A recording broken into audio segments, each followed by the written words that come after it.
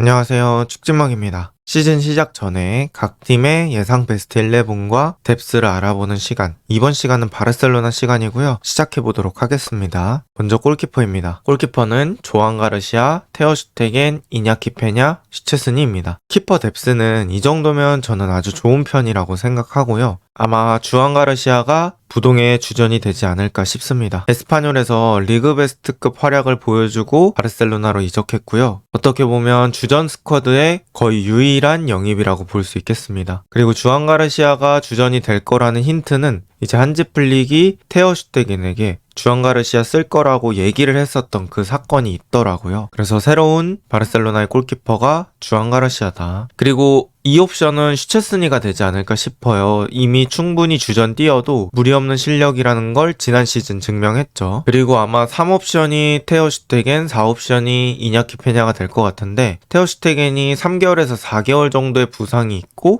이 부상으로 인해서 좀 팀과 마찰 내지는 갈등이 있는 것으로 얘기가 나오고 있거든요. 그래서 테어 슈테겐이 아직 등록을 할지 안 할지는 좀 불투명한 상황입니다. 그리고 이냐키 페냐는 아예 어떤 그 범위에서 밀린 것 같고요. 그래서 조안 가르시아, 슈체스니 이 두 명의 체제로 가지 않을까 싶습니다. 그 다음 레프트백입니다. 레프트백은 발데, 마르틴, 토렌츠 이렇게 볼 수 있을 것 같아요. 일단 발데가 부동의 주전이 되겠죠. 이번 시즌에도 똑같은 전술을 쓸지는 모르겠지만 지난 시즌 베이스로 했을 때는 하피냐가 안으로 들어오고 발데가 윙어처럼 높게 올라가는 그런 전술에 딱 발데가 잘 맞는 것 같습니다. 그런데 이제 발데 서브를 제라르 마르틴이라고 볼 수 있는데, 마르틴은 사실 발데랑 다른 플레이 스타일을 가지고 있어요. 마르틴은 발데만큼 빠르지 않고요. 대신에 약간 킥 능력으로 좀 장점을 보여줄 수 있는 선수라고 생각하거든요. 그리고 저는 마르틴이 발데와 기본기적인 측면에서도 좀 차이가 있다고 느꼈습니다. 기본적으로 공 잡고 터치할 때 공이 튀는 일이 좀 있어서 바르셀로나라는 팀의 주전으로 자리 잡기에는 쉽지 않을 것 같다고 생각을 하고 있거든요. 그래서 여전히 이 옵션이 되지 않을까 싶고, 또 토렌츠라는 선수가 이번에 프리시즌에도 같이 왔더라고요. 07년생 풀백인데 내부적으로는 기대를 많이 하고 있다고 알려져 있는 풀백입니다. 그래서 이 토렌츠라는 풀백도 위기 상황에 콜업을 할 걸 생각을 하면 크게는 3명 정도, 기본 2명 정도 볼 수 있을 것 같습니다. 그런데 주전인 발데와 서브인 마르틴의 차이가 좀 있다고 가정을 하고, 그런 것들을 생각했을 때는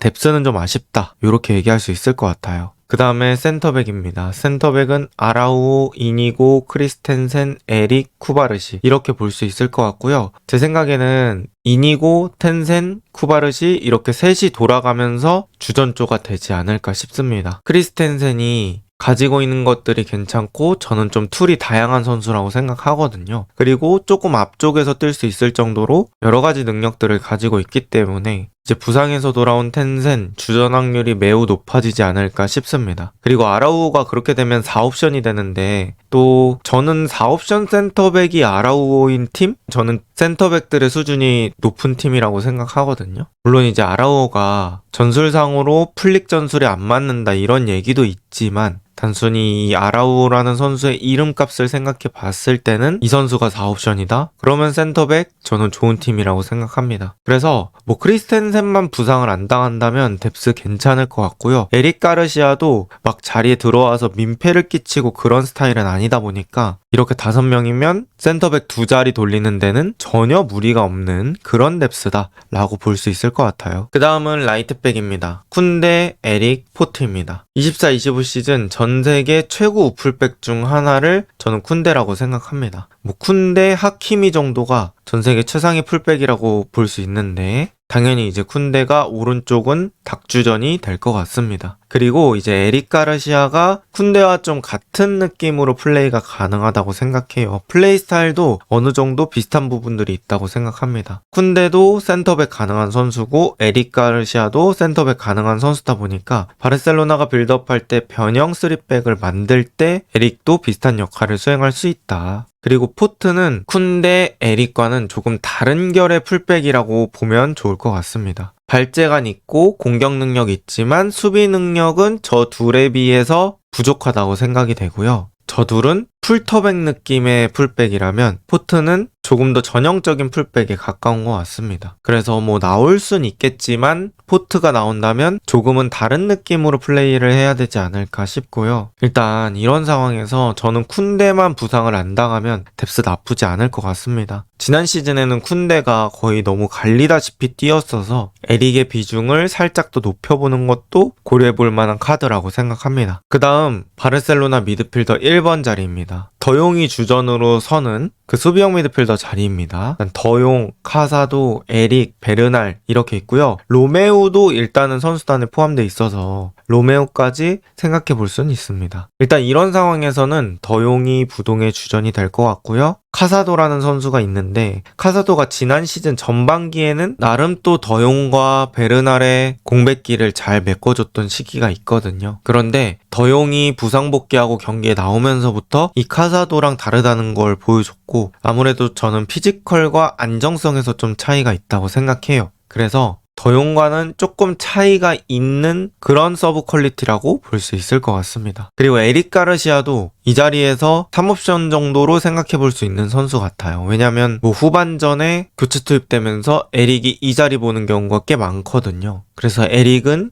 여기서도 서브로 쓸 수 있다. 정말 최고의 서브다. 이렇게 볼 수 있을 것 같고 베르날이 또 지난 시즌 초반기에 십자인대 부상 아닐 때 아주 잘했잖아요. 그래서 베르날이 부상 복귀하고 폼이 어느 정도일지 또 한지 플릭 감독이 다시 베르나를 기용할지 이런 것들도 이 미드필더 1번 자리의 뎁스의 중요한 부분 같습니다. 베르날까지 그때의 폼이라고 가정을 했을 때는 저는 요 정도면 뎁스 괜찮다고 생각합니다. 그 다음 미드필더 2번 자리입니다. 페드리와 가비라고 볼 수 있고 뭐 가비는 사실 2번뿐만 아니라 여러 자리 뛸 수 있다고 생각합니다. 일단 페드리가 이 자리는 독보적인 주전이라고 볼 수 있겠죠. 그리고 페드리가 이 2.5선의 느낌을 독보적으로 잘 살린다고 생각합니다. 사실 이 자리는 바르셀로나에서 뭐 거의 페드리를 위해 세팅된 자리다 라고 말해도 과언이 아닐 정도로 페드리가 이 자리에서 자신만의 특색을 보여주는 것 같아요. 특히 뭐 상대가 달려들기 되게 애매한 위치에서 오른발로 볼 배급도 해주고 탈압박도 해주고 직접 돌파도 하고 이러다 보니까 정말 무서운 선수다 라고 볼 수 있겠고 가비는 또 페드리랑 약간 다른 느낌으로 볼 수 있겠죠. 조금 더 파이터 기질을 가지고 있는 선수, 전사 같은 선수로 볼 수 있을 것 같습니다. 그런데 가비가 프리시즌에서 되게 좋은 모습을 보여줬기 때문에 또 다음 시즌에 충분히 기대를 해볼 수 있을 것 같아요. 지난 시즌 페드리가 진짜 정말 많은 시간을 소화했거든요. 그래서 이 페드리의 체력적인 안배를 위해서는 가비가 부상당하지 말고 폼이 올라와 줘야 합니다. 어쨌든 페드리, 가비 이 정도면 엄청난 뎁스다 이렇게 얘기할 수 있을 것 같고요. 그 다음 미드필더 3번은 올모와 페르민 로페스입니다. 제 생각에는 다니 올모가 부동의 주전이 되지 않을까 싶습니다. 올모가 나왔을 때 패스도 잘해주고 때때로 박스 안에서 득점하는 능력들도 좋기 때문에 저는 올모가 부동의 주전이 될 것 같고요. 페르민 로페스도 서브로 보기에는 상당히 좋은 자원이라고 생각합니다. 페르민도 나와서 은근 득점의 빈도가 높더라고요. 그리고 올모가 부상이 없는 편이 아니잖아요. 그렇기 때문에 이 페르민 로페스라는 자원은 꼭 필요하고 생각보다 기회를 많이 받을 가능성이 높습니다. 저는 또 이 자리만 봤을 때는 올모의 부상이 걱정 요소라고 볼 수 있겠지만 그냥 중원 전체 그러니까 미드필더 1, 2, 3번 다 포함했을 때는 전 세계에 바르셀로나만큼 좋은 미드필더 뎁스를 가지고 있는 팀이 있을까라고 생각이 될 정도로 미드필더 뎁스는 유럽 최고권이라고 생각합니다. 그 다음 레프트 윙입니다.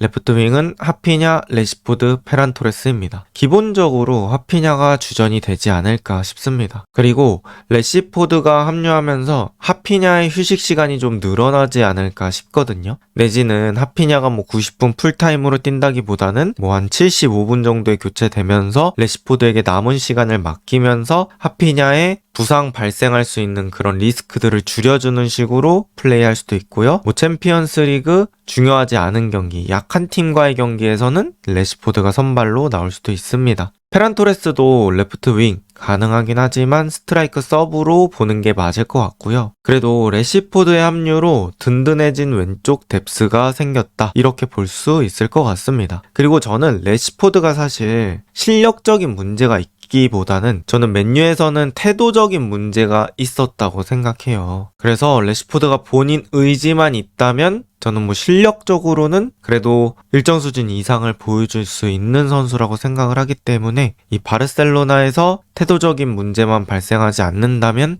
상당히 퀄리티 높은 서브로 활용할 수 있을 것 같습니다. 그 다음 라이트윙입니다. 라이트윙은 라민 야말, 루니 바르다지 이렇게 두 명이고요. 야말이 부동의 주전이 될 것으로 예상이 됩니다. 사실 야말이 지난 시즌 명확한 서브가 없었어요. 그리고 야말이 10대 나이에 그렇게 많은 시간을 소화하다 보니까 사실 몸에 부담이 좀 왔을 것 같거든요. 이게 어린 선수들이 당연히 경기에 많이 뛸 수는 있지만 그 많이 뛰는 게 지금 당장 문제가 되지 않고 나이를 좀 먹었을 때 문제가 되는 경우가 많다고 하더라고요. 그래서 바르셀로나가 이 야말에게 등번호 10번이라는 상징적인 번호를 부여한 만큼 야말을 오래 쓰려고 한다면 이번 시즌은 그래도 로테이션을 좀 돌려주는 게 좋지 않을까라는 생각이 있습니다. 일단 루니가 바르셀로나 아틀레틱으로 합류를 했잖아요. 그래서 이 명확히 1군에 콜업되어서 같이 다니면서 야말의 서브로 뛸지는 아직 명확하지는 않습니다. 그래서 그런 것들은 좀 지켜봐야 하는 부분 같고요. 또 만약에 루니가 1군으로 들어오지 않는다면 페란이나 레시포드가 유사시에는 라이트윙 가능하긴 합니다. 어쨌든 바르셀로나의 스쿼드의 특성, 저는 지금 주전 베스트 11은 너무 좋다고 생각하거든요. 그런데 그 주전 베스트 11을 어떻게 아끼면서 쓸지, 부상 없이 쓸지를 포커싱해야 되는 스쿼드의 구조라고 생각합니다. 그리고 그 중에 야말은 더더욱 관리받아야 되는 자원이죠. 어쨌든 라이트윙에서는 야말의 관리가 핵심이 될 것 같고요. 스트라이커는 레반도프스키, 베란 토레스입니다. 레반도프스키가 1988년생 36살이에요. 사실 지금 은퇴를 해도 전혀 이상한 나이가 아니고요. 언제 폼이 떨어질지 모르는 리스크가 있는 선수입니다. 그렇기 때문에 이제 레반도프스키 시즌 중에 뭐 지난 시즌만큼의 폼을 못 보여준다면 바르셀로나가 또 위기 상황을 맞을 수 있고요. 페란 토레스가 사실 지난 시즌 엄청 잘했잖아요. 저는 뭐 서브로서는 할 수 있는 거 다 했다고 생각하거든요. 이보다 더 잘할 수 없다고 생각을 했기 때문에 어떻게 보면 두 가지 리스크가 있는 거죠. 레반도프스키가 나이 이슈로 인해서 이번 시즌 폼이 급격하게 떨어질 수도 있는 리스크. 두 번째, 페란 토레스가 지난 시즌만큼은 서브 퀄리티를 못 보여줄 수도 있는 리스크. 이렇게 두 가지가 있기 때문에 스트라이커 자리는 완전 든든한 느낌까지는 아니라고 봐야 할 것 같습니다. 그래서 레반도프스키가 계약 만료가 2026년 6월까지다 보니까 이번에 끝나고 다음 시즌에 확실한 톱 영입을 하지 않을까 싶고요. 레반도프스키가 한 시즌 잘 버텨주길 바라봐야 하겠습니다. 이렇게 해서 바르셀로나 예상 베스트 11을 한번 말씀드려 볼게요. 제가 다른 팀은 현실편, 희망편 이렇게 나눠서 해보지만 사실 바르셀로나는 현실편이 곧 희망편인 팀이거든요. 왜냐면 베스트 11에서 그렇게 수정할 곳이 보이지 않고 또 큰 링크가 지금까지는 없기 때문에 이렇게 봐야 될 것 같고요. 골키퍼 조안 가르시아,